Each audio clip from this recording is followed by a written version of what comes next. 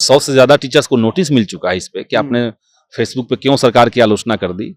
तो ये तो तानाशाही है, ये तो चल ही नहीं सकता है बिहार के अंदर।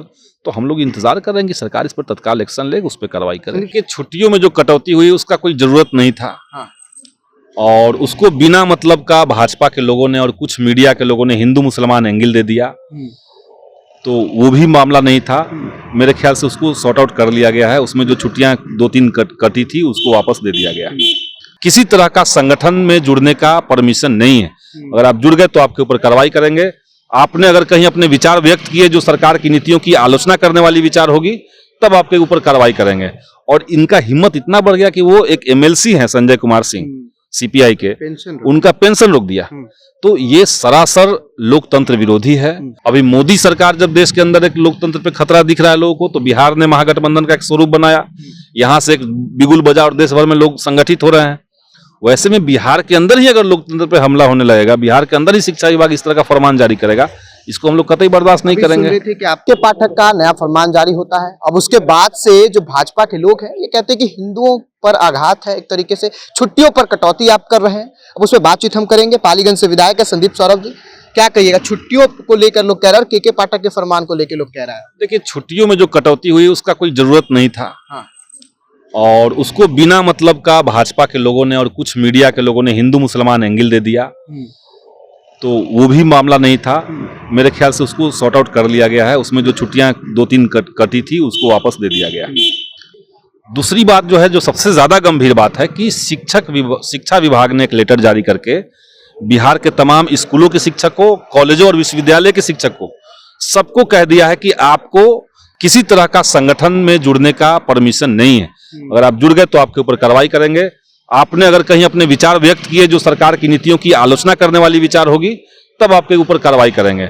और इनका हिम्मत इतना बढ़ गया कि वो एक एमएलसी हैं संजय कुमार सिंह सीपीआई के, उनका पेंशन रोक दिया। तो ये सरासर लोकतंत्र विरोधी है। देश के संविधान का जो आर्टिकल 19(1)(c) कहता है कि हर नागरिक को संगठित होने का अधिकार है। शिक्षक भी एक नागरिक है, उनको संगठित होने का अधिकार है।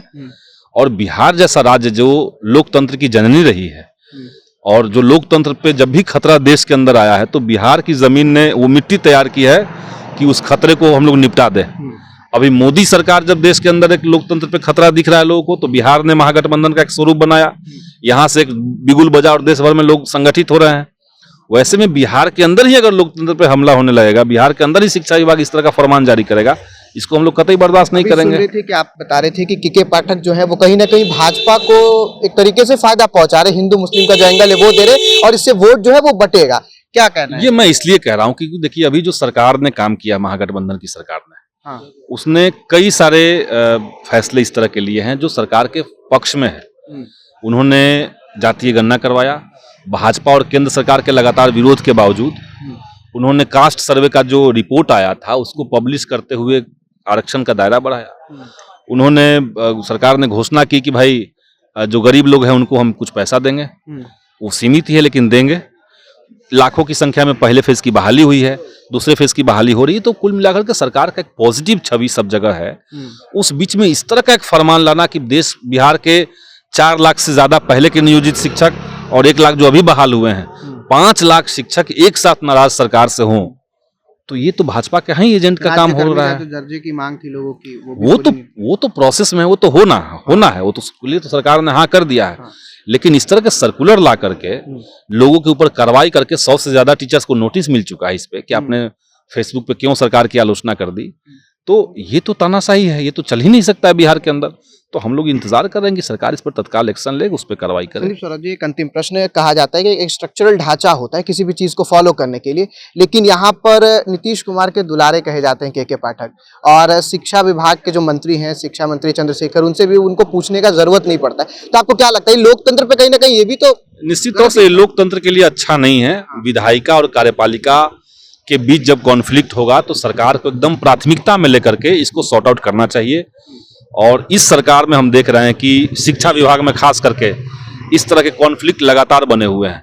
जैसे अभी 2 दिन पहले मीडिया के माध्यम से हमने देखा कि शिक्षा मंत्री कह रहे थे कि भाई छुट्टियों में जो कटौती हुई हमको तो पूछा भी नहीं गया, हमको तो पता भी नहीं है। तो ये अल्टीमेटली किसी भी डिपार्टमेंट में जो मंत्री होते हैं वही उस डिपार्टमेंट को जनता के प्रति रिस्पॉन्सिबल बनाते हैं। तो शिक्षा मंत्री इस लिहाज से इंपॉर्टेंट थे क्योंकि जनता उनसे पूछेगी, कोई के पाठक से नहीं पूछेगा। तो इसलिए कोई भी है विधायिका के जो भी अंग हैं उनकी प्राथमिकता होनी चाहिए थी सब विभाग में। ये अगर नहीं हो रहा है तो ये अच्छा नहीं है, इसको ठीक करना चाहिए। तो भी हमारे साथ संदीप सौरभ जी थे जो कि पालीगंज से विधायक हैं और साफ साफ तौर पे जो छुट्टियों में कटौती की गई है उसके बारे में इनका कहना है कि ये गलत है और इस चीज को लेकर जो है वो नहीं होना चाहिए था और शिक्षा मंत्री जो है चंद्रशेखर उनसे पूछना चाहिए था। ये कह रहे हैं कि शिक्षा मंत्री से भी बिना कुछ पूछे उन्होंने नया फरमान जो है वो जारी कर दिया। फिलहाल आपका क्या कुछ कहना है कमेंट बॉक्स में लिख के जरूर बताइएगा। आप देख रहे थे जनता जंक्शन, धन्यवाद।